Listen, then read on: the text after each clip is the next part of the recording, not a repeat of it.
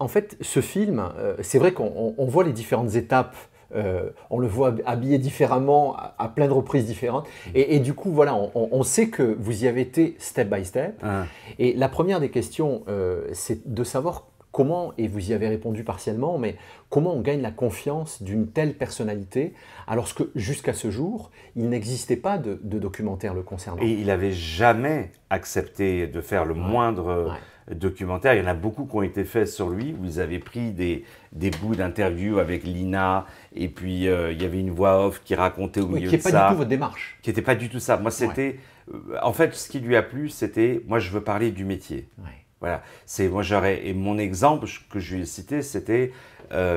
j'aurais rêvé m'asseoir avec Louis de Funès, où il me parle du métier, où il me dit voilà comment il faut jouer la comédie, voilà comment il faut ça. Et ce qu'on oublie de Christian Clavier, c'est que c'est pas juste un grand acteur, c'est aussi un très grand auteur, qui a écrit Les Visiteurs, Les Anges Gardiens, etc. Mais aussi, et avec ses comparses du Splendide, mais aussi un grand producteur.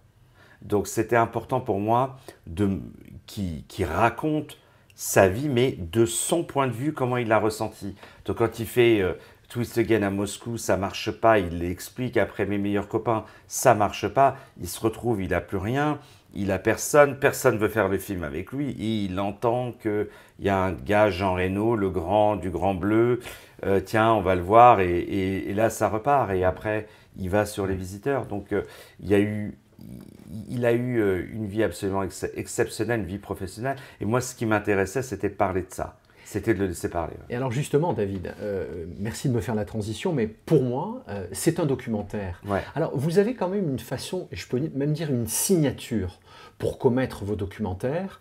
On parle véritablement de film. Ouais. La qualité de la lumière est extrêmement élaborée, soignée. Le narratif est très dynamique. Vous séquencez énormément. Ouais. Et donc, ça crée un narratif très filmique.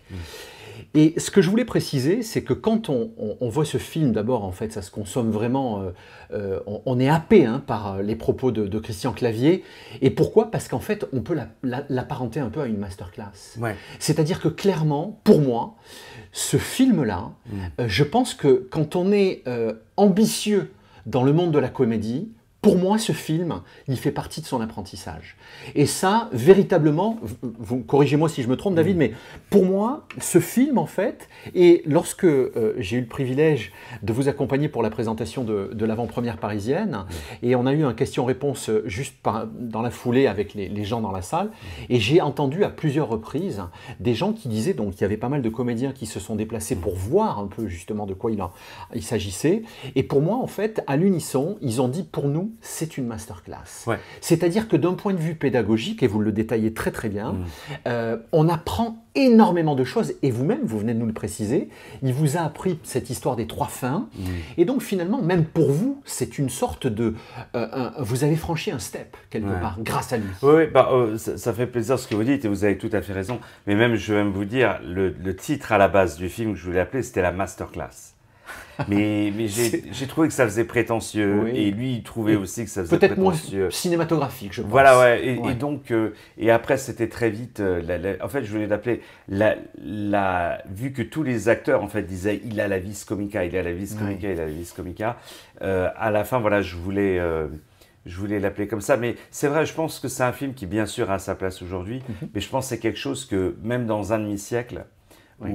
Ça va s'inscrire dans le temps. Ça va s'inscrire dans le temps. Ouais, comme aujourd'hui avec Louis de Funès. Pour moi, en fait, et c'est parfaitement vrai, je partage cette vision en fait, de la dimension intemporelle que vous avez donnée à ce projet artistique. Il se livre comme jamais, et je pense que globalement, dans cette vision extrêmement artistique néanmoins, il transmet, je dis bien, il transmet en fait des informations qui serviront plusieurs générations. C'est-à-dire que ce projet artistique, il va rentrer un peu dans une bibliothèque un peu de la cinématographie française. C'est-à-dire que les gens pourront s'appuyer, que ce soit des écoles de cinéma, des écoles d'acting, etc., pourront dire, voilà, regardez ce film et vous allez apprendre des choses sur vous-même. En fait. Mais effectivement, j'ai quand même voulu garder, ça fait plaisir que vous dites ça, c'est que même si je fais ce qui est techniquement un documentaire, je veux toujours que mon film documentaire, il ressemble à un film à la James Bond. Vous voyez, ouais. tant par la couleur, tant par tout ça. Et ce qui est très intéressant, c'est que, et après quand je produis du théâtre, je mets en scène du théâtre, je veux que ça ait l'air justement d'un documentaire, c'est-à-dire vers le plus raw, on dit en anglais, c'est-à-dire le plus brut, le plus naturel, le plus spontané. Et c'est ce qui me plaît justement dans le documentaire, c'est que le script ne s'écrit pas à l'avance. Donc vous devez préparer, voilà, vous devez être à l'écoute, savoir rebondir quand il faut. Et puis quand vous êtes devant un géant comme Christian Clavier, il vous emmène. Il change, il bouge. Il n'y avait rien vraiment dans le film qui est un petit peu chronologique. Même s'il y a un petit peu de chronologie au début, mais très vite, on va à gauche, on va à droite, on revient. Il y a Jean Reno qui parle, il y a Didier Bourdon, on revient. L'autre, il démarre un sujet, l'autre, il finit, l'autre, il reprend, etc. Donc, ce que je voulais, c'était aussi que le film ressemble à Christian. C'est-à-dire, Christian, c'est quoi? C'est des couleurs vives. C'est du dynamisme, c'est de l'énergie. De la spontanéité. De la spontanéité et de la rapidité. C'est-à-dire que lui, il m'a dit, une fois, il m'a dit, tu vois, il travaillait avec un metteur en scène, il disait, voilà, cette scène, elle est superbe, elle a été très bien jouée, mais elle a duré 4 minutes. Vous allez me faire la même, mais en 2 minutes. Vous voyez? Donc, en resserrant, et justement, je suis parti à l'origine de ce resserrage, il vient d'où? Et c'est Gérard Jugnot qui explique. Voilà, ils jouaient dans une cave et puis ils avaient... Ça, c'est à l'époque du Splendide. Voilà, ouais, une demi-heure, 3/4 d'heure et puis en haut, après, il y avait un musicien qui jouait. Donc ils ont dit, il faut vraiment qu'on laisse aucun blanc, qu'on envoie les trucs rapidement parce que sinon, après, on était mort. Donc, ce film, voilà, je trouve, même dans la bande-annonce, on sent donc la variété, on sent qu'il y a plein de choses, on sent que ça bouge, on sent qu'il y a du rythme. Et ça, c'était à l'image de Christian. Par exemple, mon prochain film qui est sur Serge Lama, on est sur une autre dynamique complète. Alors, on va y revenir sur les prochaines actualités, mais ce qu'il y a d'intéressant, et je voudrais quand même qu'on évoque ça aussi, c'est que, sans spoiler en fait, parce qu'il n'y a pas d'intrigue, mais on progresse avec le comédien, l'acteur, et donc il donne des tips, comment on pourrait traduire ça, des conseils, et justement, je me souviens, alors ce que j'aime aussi, c'est qu'il rend hommage à tous ses pairs, qui ne sont pas très nombreux. Rappelez-moi cette... Alors, Sylla Chilton. Merci. Imprononçable, mais alors... Non, mais je comprends. Et à un moment donné du film, et là, en fait, c'est là où je pense que vous avez vraiment une maestria émotionnelle fabuleuse par rapport à la complicité que vous établissez. Et ça, c'est pas valable qu'avec Christian Clavier. On retrouve ça aussi avec Christophe Rocancourt. La confiance que vous arrivez à donner aux gens, ben forcément, en retour, en fait, c'est sans filtre. Ça veut dire que émotionnellement, il vous offre beaucoup plus, peut-être même que vous attendiez. L'idée, c'est qu'en fait, cette dame, qui évidemment lui a montré une grande partie du chemin, il lui porte un intérêt, mais c'est un homme pudique, en réalité. C'est un homme pudique. Il donne tout quand il joue. Il ne joue très peu de fois. Hein. Il joue qu'une fois, bien souvent. Mais c'est un énorme travailleur. Il connaît les répliques de ses autres partenaires de jeu, etc. Tout ça est expliqué brillamment dans le film. Et à un moment donné, il y a une rencontre. On est aux 3/4 du film, en fait. Il y a cette rencontre. Et là, il a les larmes aux yeux. Ouais, c'est à la fin, et c'est même vers la fin. Et ça... Essayez d'immortaliser, parce que Christian Clavier, c'est un homme de... Vraiment, vous avez brisé la glace. Et ce moment en particulier, je l'ai trouvé extrêmement touchant. Et la salle, en fait, il y a eu comme une espèce de silence, parce qu'il habite complètement la salle de cinéma qui était pleine. Hein. Et c'est vrai que on le découvre vraiment, et c'est ça que je voulais préciser, c'est que ce film, c'est aussi une façon, une passerelle, pour explorer des côtés plus discret, voire même peu connu de Christian Clavier. Et je pense que ça, en fait, il faut savoir vous féliciter, David, pour ce travail-là, parce que véritablement, je pense qu'il n'a pas triché. Vous n'avez pas triché avec lui, vous lui avez prouvé, en fait, l'énergie que vous étiez capable de déployer pour réussir ce projet artistique, et en contrepartie, il l'a ressenti. C'est quelqu'un qui ressent parfaitement les émotions, et il vous a donné, à mon avis, bien plus que vous n'aviez imaginé. Bah, en fait, moi j'étais content, rien que déjà avec la première interview, j'avais de quoi faire, rien qu'avec ça. Mais non, en fait, il y a de quoi faire un film de 10 heures avec lui, parce que, d'ailleurs, peut-être même un jour, toutes des choses... Peut-être qu'il y aura des rushs. Voilà, qui raconte à ouais. côté. J'aurais envie de peut-être le Ah, sortir dans un livre. Ce serait chouette. Mais il raconte tellement de choses hyper intéressantes, mais il fallait que ça ait sa place dans le livre. Et puis, il faut faire attention aux redites aussi. Bien sûr. Et puis, ils disent ce que les autres aussi disent, mais c'était bien d'avoir de la variété de plans, j'appelle ça. Mais en fait, ouais, c'est parce que j'approche pas comme un journaliste, en fait, avec tout le respect que j'ai pour les journalistes. C'est que... J'espère. Non, non, mais j'ai une relation, en fait, où je parle, tout est très naturel, en fait, et très fluide avec moi, très diplomate. Et à chaque fois, je dis, si ça se fait, c'est superbe. Si ça se fait pas, on est amis, je suis tout aussi heureux. Vous voyez, tout va bien. Je suis pas non plus, il faut que ça se fasse s'il vous plaît, etc. Donc tout se fait à chaque fois naturellement et surtout, j'ai un très grand respect pour le CV de la personne. Le nombre de followers, tout ça, je m'en fous complètement sur Instagram, tout ça, c'est mon dernier souci. Mais le CV de la personne.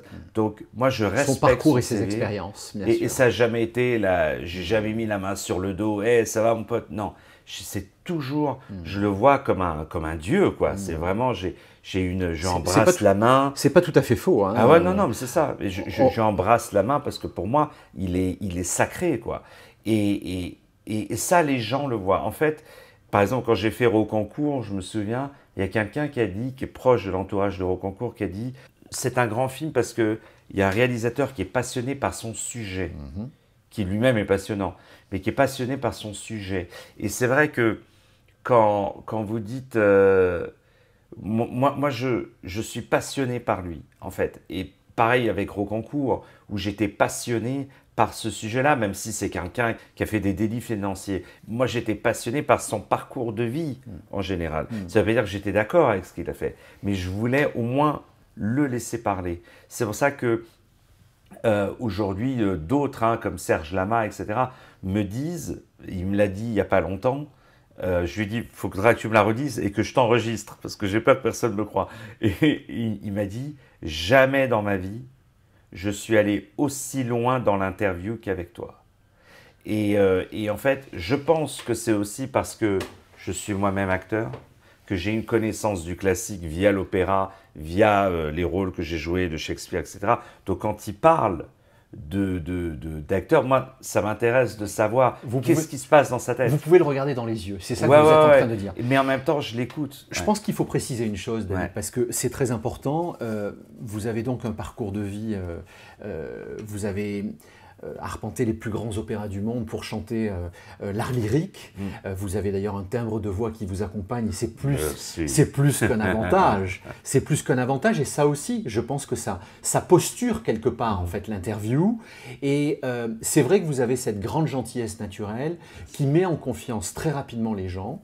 Et forcément, tout ça accouche de bébés qui sont véritablement aboutis. Parce que les moindres... des enfants. Voilà. Et quelque part, ils ont eu une bonne éducation. Ah, voilà. C'est gentil. C'est ça le propos. C'est qu'en fait, vous essayez de les faire grandir avec beaucoup de belles éducations, de belles valeurs. Et la plupart du temps, les films que vous faites, et ça, je pense qu'on s'en rendra compte un peu plus tard, ils s'inscrivent dans la durée. Oui, en fait, et ça, je pense que les gens n'ont pas conscience de ça. Ah, c'est trop gentil. Je pense aujourd'hui, David, que pour moi, vous avez quand même et à la fois inventé un ton narratif, et pour moi, vous êtes en train de faire naître une collection de personnalités qu'on connaît plus ou moins bien. Là, vous avez un peu le nez creux, c'est qu'en fait, vous savez sentir là où le talent va s'inscrire dans la durée. Et quand vous parlez d'une personnalité comme Serge Lama, qui sont quand même des gens absolument incontournables pour plusieurs générations, je pense que votre intuition masculine, elle est pour moi en fait précieuse. Je ne sais pas ce que vous en pensez. Oui, en fait, moi, c'est... En fait, quand vous faites un film, d'abord, merci pour ce que vous dites. Et quand vous faites un film sur quelqu'un, c'est vraiment 2 ans de votre vie. C'est vraiment ça. Même si je fais plein de films en même temps, et je n'ai pas le choix parce que la personne est disponible là. Après, elle revient vous voir dans 3 mois. Donc, qu'est-ce que vous allez faire pendant 3 mois? Donc, je joue sur plein de films différents. Mais c'est vrai que lorsque vous dites vous faites 2 ans sur quelqu'un, la personne d'abord va le savoir, et surtout moi je vais défendre mes films, c'est-à-dire je vais faire toutes les questions-réponses avec le public, je fais toutes les interviews. Elles ne sont pas aussi bonnes qu'avec vous, hein, bien sûr, mais je vais me voir toutes les interviews, je vais promouvoir, je vais taper aux portes, je vais dans toutes les salles, parce que pour moi, c'était important d'amener le documentaire dans les salles de cinéma. Et aussi, c'est pour moi une façon de progresser qui est immense, parce que du coup, en rencontrant le public, je reçois les échos. Bien sûr. Et en fait, je me dis, tiens, là, cette période, là, je me suis un peu ennuyé. Moi, tout de suite, parce que c'est moi qui fais le montage de tous mes films, je rentre le soir même, boum, je branche les disques et je coupe ou je remonte. Où une personne dit, ah, il y avait une inscription qui est écrite, j'ai pas eu le temps de la lire. Ça allait trop vite. Après, je regarde. Ouais, ça allait trop vite, effectivement. Et je rallonge, etc. Donc, je fais beaucoup de tests. Donc, en fait, toute cette, on appelle ça une économie circulaire. C'est-à-dire, tout ce qui, en fait, me définit, en fait, c'est ce qui devient ma richesse, en fait. Mais c'est vrai que, là, on me propose beaucoup de choses. On me dit, tiens, celui-là, ce sera possible. Ça. Et je dis, en anglais, it's not strong enough. C'est-à-dire qu'il n'y a pas de quoi avoir des munitions pour tenir un public pendant 1 heure. Parce qu'il vous faut une vie qui monte, qui descend, qui a eu des problèmes, qui a eu, voyez, et quelque chose qui puisse parler aux gens. Parce que moi, quand j'appelle des salles de cinéma et je leur dis, je fais un film sur machin bidule, ah ouais, c'est qui? Ou il y a qui dans le film? Vous voyez, là, par exemple, vous appelez Christian Clavier, tout le monde sait tout de suite de quoi il s'agit. Roconcourt, tout le monde sait tout de suite. Donc, par exemple, là, j'ai un film sur Richard Orlinski. Le sculpteur. Hein, voilà, et là je dis, vous savez, il ne voit pas des fois, je dis, vous savez, c'est sculpteur, celui avec les animaux, le conque, la machin. Ah oui, coloré, oui, le gorille, le machin. Donc là, les gens, ils voient. Donc, même si des fois, ils ne connaissent pas le nom, mais ils connaissent l'art. Mais il n'y a pas longtemps, là, j'ai démarré à faire un documentaire sur une jeune entrepreneuse qui s'appelle Laura Frénois, Laura Gardin maintenant, qui est une jeune entrepreneuse dans la restauration, mais c'est un parcours qui est hyper intéressant et qui, pareil, à 18 ans, elle a monté son premier restaurant, elle a repris un restaurant, elle a grandi, elle en a presque 10 maintenant, en même pas 10 ans, quoi.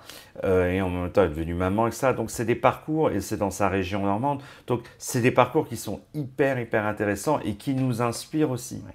Mais pour présenter, par exemple, ce doc en question, j'ai dû gagner mes échelons sur les autres. Donc, ce qui est intéressant, c'est qu'il faut gagner ces échelons avec les grands pour faire les moins grands.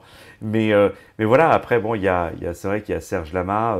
Ça, c'est là aussi, c'est un grand monument. Il me le dit lui-même, il dit, tu sais, je suis le dernier qui reste. Hein. Donc, et il me dit, c'est mon dernier. D'abord, il m'a dit, je n'ai jamais fait de documentaire. Et il me dit, il y a eu un documentaire qui a été fait sur moi, mais en fait, ils sont basés d'une interview, ils ont rajouté plein de trucs autour, et ils en ont fait un doc, France Télévisions. Mais de vrais documentaires où je raconte l'histoire, et il raconte des choses qu'il n'a jamais dites, c'est-à-dire il est connu pour avoir eu son accident de voiture, là il raconte vraiment les causes de l'accident, il raconte comment ça s'est passé, comment il se réveille, qu'est-ce qui se passe. Il m'a dit, voilà, donc quand vous avez ça, vous avez aussi une responsabilité.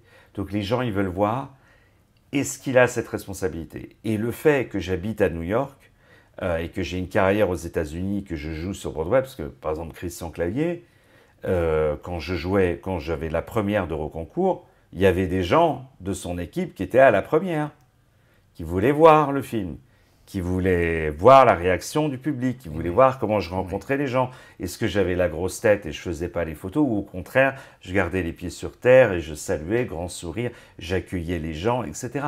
Donc ça, il le voit. Je voyais, il y avait une personne qui était toute seule, un peu au cocktail de réception. Je lui dis, venez, rapprochez-vous, je vous en prie, prenez quelque chose à boire, prenez... Il le voit, ça, c'est quelque chose justement qui avait touché une des personnes qui étaient venues. Quand j'avais fait une comédie musicale à Anne Frank à New York, que j'avais mis en scène, produit, je faisais le père d'Anne Frank, il y avait des gens de l'équipe de Christian Clavier qui sont venus pour voir justement... ce que mieux comprendre qui vous étiez et qu'est-ce que vous faisiez. Voilà, il ne s'associe pas avec n'importe qui. Bien sûr, bien sûr. Oui, quelque part, il y a eu des filtres qui ont validé finalement la confiance qu'il vous a accordée. Et puis, il voit ce que je fais aux États-Unis, donc il se dit, bon, les Américains, ils sont tellement exigeants, s'ils acceptent de prendre quelqu'un qui n'est pas américain, c'est que vraiment, il apporte quelque chose dans le relationnel, dans la façon de communiquer avec les gens. Et bon, il voit aussi que je réponds tout de suite à mes mails, que je réponds tout de suite quand on m'envoie un texto, je réponds tout de suite. Quand on m'appelle, si je tourne, machin, je ne peux pas répondre, je rappelle tout de suite. Je ne vais jamais me coucher tant que je n'ai pas répondu à tous les mails. Ou si c'est des mails qui demandent un peu plus de temps, je dis j'ai bien reçu votre mail, je regarde, je vous réponds demain. Des choses comme ça, mais je livre toujours en temps et en heure. Et I deliver, comme on dit. Il y a cette phrase américaine que j'aime beaucoup, c'est quelqu'un a dit sur moi, j'étais très touché, c'était don't talk about it, be about it. C'est-à-dire, ne parle pas des choses, sois la chose. Ouais. Soit ne parle pas de sujet, soit le sujet. Et c'est vrai que, voilà, en tout cas, ce que je dis aux gens, par exemple, j'ai signé le documentaire officiel des Jackson 5, j'en ai un sur Akon, j'en ai un sur... Akon, le rappeur. Le rappeur, ouais, chanteur, tout ça. Et en fait, ce qui leur plaît, c'est que je leur dis, moi, voilà, j'ai une politique. À partir du moment où on signe, demain, je tourne. Vous voyez, je n'ai pas besoin d'attendre une validation d'un studio, d'une chaîne. C'est que je prends le risque d'y aller. Et ça, je pense que ça leur plaît. C'est quelqu'un, parce que moi, j'ai eu, par exemple, quelqu'un, Gene Kilroy, là, qui est le bras droit de Mohamed Ali, sur qui je fais un film, dans lequel j'ai Mike Tyson, dans lequel j'ai la famille Kennedy, dans lequel ça c'est aux États-Unis. Ouais, grande personnalité. Lui, il m'a dit, oui, j'avais signé un contrat avec une dame, pendant 5 ans, elle avait le film, elle allait chercher des sponsors, des opportunités, elle allait chercher une équipe de production, etc. En 5 ans, rien n'est fait, j'ai perdu 5 ans. Je lui ai dit, non, bah, tu signes avec moi, demain, je vais voir. Et effectivement, je suis venu le voir un jour, on est parti dîner, il était à Las Vegas, on est parti dîner le soir même, le lendemain, je suis revenu filmer. Donc, je suis parti le voir tous les soirs filmer pendant les 5 soirs qui me restaient avec lui. Mais quand l'admiration que je vous porte, vous connaissant un peu mieux désormais, c'est que quand vous dites, et cette expression « je porte un projet culturel », à bout de bras, en fait, pour vous, cette expression, elle prend tout son sens parce que vous faites tout. C'est-à-dire qu'en fait, vous êtes plusieurs David dans l'entité David Serrero. David Serrero, c'est comme une holding. Et vous avez plusieurs petits David, en fait, à l'intérieur. Elles se communiquent entre elles, en fait. Par exemple, des fois, moi, je me dis... le producteur, le réalisateur parlent l'un à l'autre et des fois l'homme aussi en disant, par exemple quand il y avait la première et j'étais un peu stressé parce qu'on a eu une avant-première avec le groupe Lagardère où Christian était là, où il y avait les patrons de toutes les plus grosses chaînes, etc. qui étaient là, les grands qui étaient là. Et ils étaient dans la salle et à un moment j'ai dit oh là là, mais j'espère que ça va leur plaire, j'espère que ça va bien. Et dans la tête, j'ai quelqu'un qui dit David, ça y est. Tu peux rien faire, ils ont appuyé play, maintenant, juste repose-toi, tu as fait le maximum. Mais le matin même de la projection, jusqu'à 10h du matin, j'étais encore en train de travailler le film. Et après, j'ai lancé l'export et je suis parti lui amener, il m'a dit, moi, à 11h du matin, il me faut la clé avec le DCP. Sinon, je monte celui que j'ai depuis une semaine. Et jusqu'à 11h du matin, je lui ai amené, je suis arrivé jusqu'à, j'ai pas dormi de la nuit, jusqu'à 11h et à 11h, je suis arrivé, je lui ai donné le DCP. J'ai même pu faire un test vers 13-14h. Et après 14h, 15h, je suis rentré à la maison, à l'appartement, là, au Airbnb où je suis. J'ai dormi 2-3 heures et après, je suis parti à la première. Mais voilà, ces choses-là. Et puis même encore depuis, il y a eu peut-être une vingtaine de projections que j'ai vues en salle. Parce que je suis allé dans les régions pour rencontrer les gens. J'ai vu des petits trucs, des petits machins, des petits... Et puis, c'est un autre public. Je vois où est-ce qu'ils rient, je vois où est-ce qu'ils applaudissent, je vois où est-ce qu'ils sont émus, je vois où est-ce que des fois ils vont regarder leur portable. Je vois tout ça, je me mets derrière et je ne dis pas à qui je suis. Donc j'analyse tout ça et je note tout ça. Mais il faut avoir le courage de te mettre le doigt là où ça fait mal. Voyez. Et ce n'est pas toujours agréable, mais c'est une obligation. Vous l'avez évoqué tout à l'heure, c'est ce qui vous permet de progresser. Ouais. Et ça, je pense que c'est vraiment très précieux. Je m'interroge sur une chose, en fait, qui fera votre propre documentaire, mon cher David? Parce que là, cette vie, mais remplie de plusieurs vies, pour moi, en fait, ça sera quand même un incontournable dans quelques années. Il y a eu quelque chose, en fait, qui a été fait, qui est sur la création de l'Opéra Royal du Maroc, qui est sur YouTube. Vous pouvez voir. Vous me donnerez le lien, on le mettra dans la description. Qui dure 50 minutes ou un truc comme ça. Génial. Et ça parle de vous, donc. On me voit en train de créer l'Opéra Royal du Maroc. Ouais. Et donc, j'ai pu récupérer les images et j'ai pu le mettre. Ça, j'étais content. Et puis, En fait, pour vous dire la vérité, le tout premier contrat un peu que j'ai pendant le Covid, c'était de faire un doc sur moi. Et j'étais impossible de... J'ai dit, je ne peux pas le faire sur moi. J'arrive pas. Et c'est comme ça que j'ai dit, attends, je vais le faire sur quelqu'un d'autre, mais sur qui? Et après, je me suis souvenu que j'avais rencontré il n'y a pas longtemps Eddie Tahari, le grand couturier américain. Et j'ai dit, je vais le faire sur lui. Et le destin a voulu que je croise sa meilleure amie dans la rue. Le jour où j'y pense, j'ai dit, ok, tu l'appelles. Et le lendemain, il me rappelle et on fait et on tourne 2 semaines après. Ça se fait rapidement, mais et j'aurais pas pu démarrer avec un meilleur film parce que même lui, hein, il m'a dit ne t'inquiète pas, je te soutiens, je sais que c'est ton premier film, que tu vas apprendre along the way, vous voyez, au travers du chemin. Ouais. Mais non, peut-être un jour j'aurai le courage de le faire sur moi, mais pour le moment, en fait, je suis toujours allé, je pense que ça fait partie de mon ADN, c'est que je suis toujours allé là où on voulait de moi. C'est tellement l'être humain qu'il y a des gens qui vous veulent et ils cherchent à avoir les gens qui ne vous veulent pas. Ou il y a quelqu'un qui vous répond et vous pensez aux gens qui ne vous répondent pas. C'est toujours comme ça. Les gens qui vous aiment, vous ne les regardez pas. Les gens qui ne vous aiment pas, vous cherchez à les regarder. Donc, moi, je suis toujours allé du côté là où on voulait de moi. Bien sûr. Pour ça, les gens, quand ils m'écrivent, ça va, tu vas bien, je réponds toujours merci pour ton message. Ça va très bien, merci. J'ai toujours cette sensation, même pour mon anniversaire, je reçois des fois plus de 1000 messages, je réponds à tous les messages. Donc, moi, je fais des fois un copier-coller, hein, pour être honnête, mais j'ai cette appréciation et cette gratitude de l'opportunité et de l'intention qu'on vous donne. Donc je pense que les gens le voient ça. En même temps, parce que vous êtes quelqu'un de très respectueux. C'est gentil, mais les gens, en fait, ils le voient, où je dis... J'ai beaucoup de respect et je dis toujours, je veux que ce film-là soit le meilleur film que j'ai jamais fait de ma vie. Vous voyez, et je dis ça pour tous les films, mais c'est vrai. Et en fait, oui, c'est une façon de vous stimuler. Ouais, et en même temps, il devient meilleur que celui d'avant. Ouais, c'est-à-dire que moi, je sors pas la bande-annonce si elle n'est pas meilleure que ma bande-annonce d'avant. Vos bandes annonces sont généralement un petit court-métrage. Ah ouais, non, mais c'est ça. Pour moi, c'est un film sur le film. Ouais, c'est ça. C'est pas un résumé du film. Non, pas du tout. Pour moi, c'est un film sur le film. Et il y a un art de la bande-annonce. Ouais, c'est clair. Et ça, j'ai essayé de l'amener. Que vous maîtrisez parce que je veux le faire voilà, comme un film d'action, pratiquement. Ouais, je suis d'accord. Vous l'avez évoqué, on arrive un peu au terme de cet entretien, vous l'avez évoqué dans les grandes lignes, mais globalement, en fait, vos projets aujourd'hui, vous parliez de Serge Lama, vous parliez d'Orlensky. Dans les faits, graduellement, à quoi on peut s'attendre et là, il y avait avec plaisir, merci beaucoup. Là, il va y avoir la sortie du film sur Orlensky. D'accord. Qui a tourné, je crois qu'on a démarré le tournage en 2022. Ah oui. Donc, qui a duré extrêmement longtemps.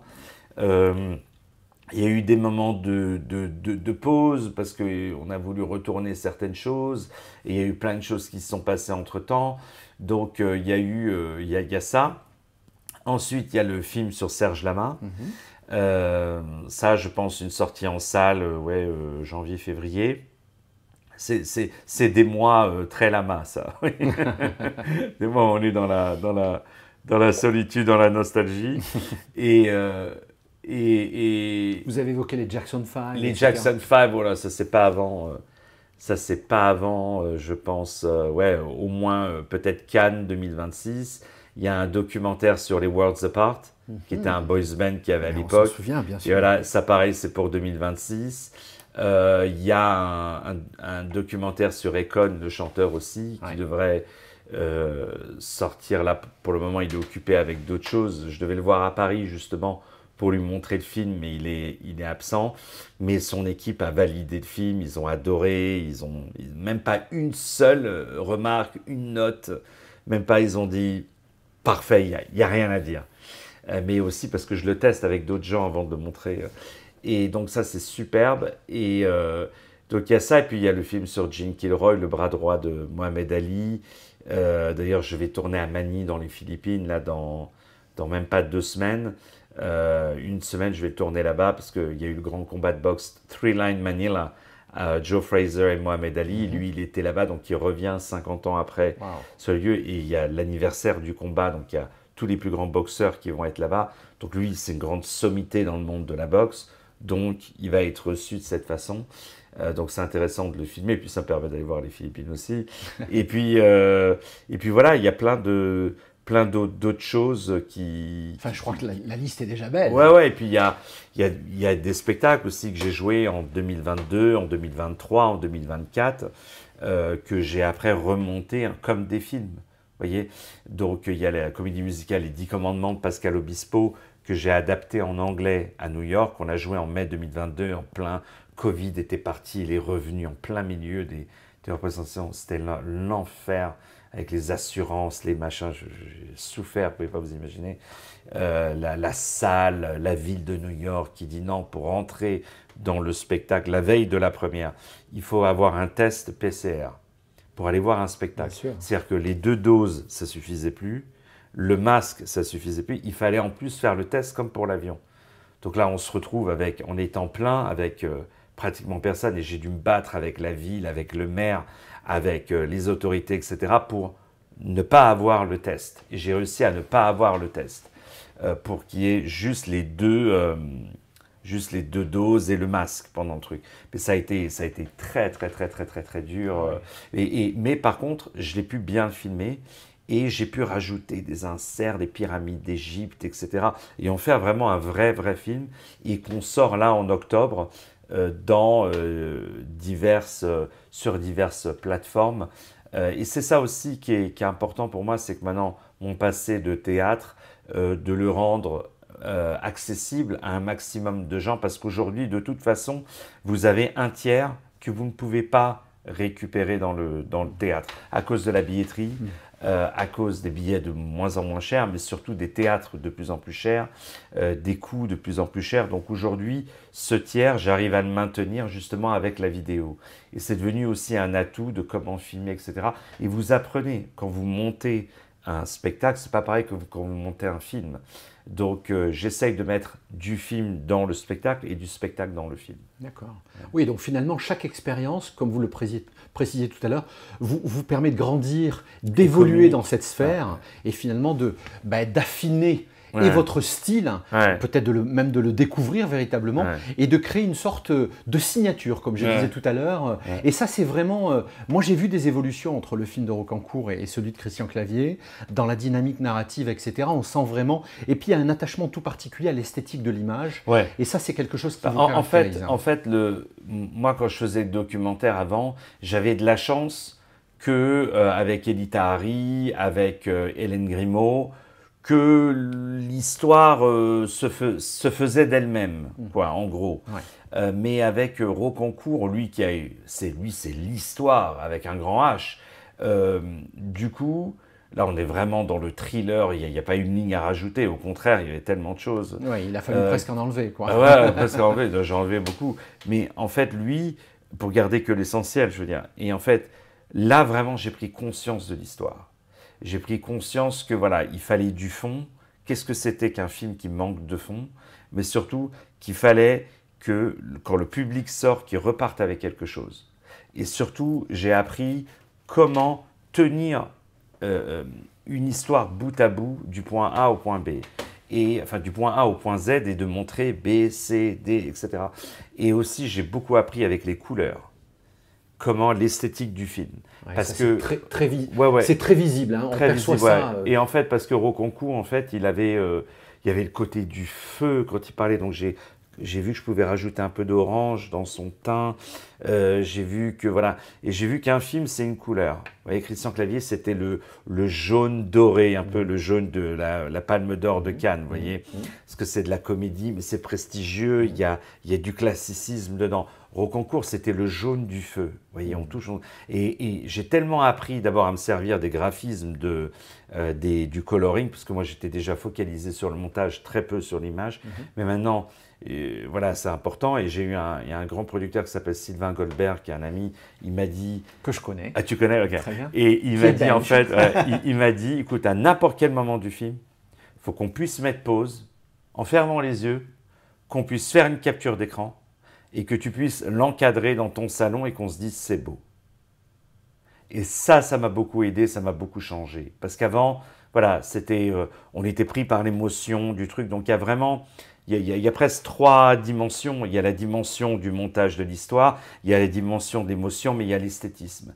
Et il y a aussi une 4e dimension, c'est l'écoute. C'est pour ça que la musique aussi vous soulève. Porte. Et peut être aussi un dialogue, un deuxième dialogue. C'est beau. Attaché au film. Ouais, voilà. Ben, mon cher David, c'était un plaisir C'est un honneur pour moi. d'échanger sur vos actualités, sur cette passion qui évidemment transpire dans ces projets artistiques. Je dois avouer que j'ai pris beaucoup de plaisir évidemment à regarder ce dernier film La Vis Comica, Christian Clavier, mais qui est véritablement pleine d'enseignements sur quelqu'un qui s'intéresse à cet univers. Et je pense que vraiment dans les écoles de théâtre, de cinéma, en fait, on apprend énormément de choses et en tant que spectateur, on redécouvre, même on découvre finalement Christian Clavier, qui est un homme assez secret et qui se confie vraiment très très fort. Très accessible. Justement. Donc on vous encourage évidemment à aller voir ce film.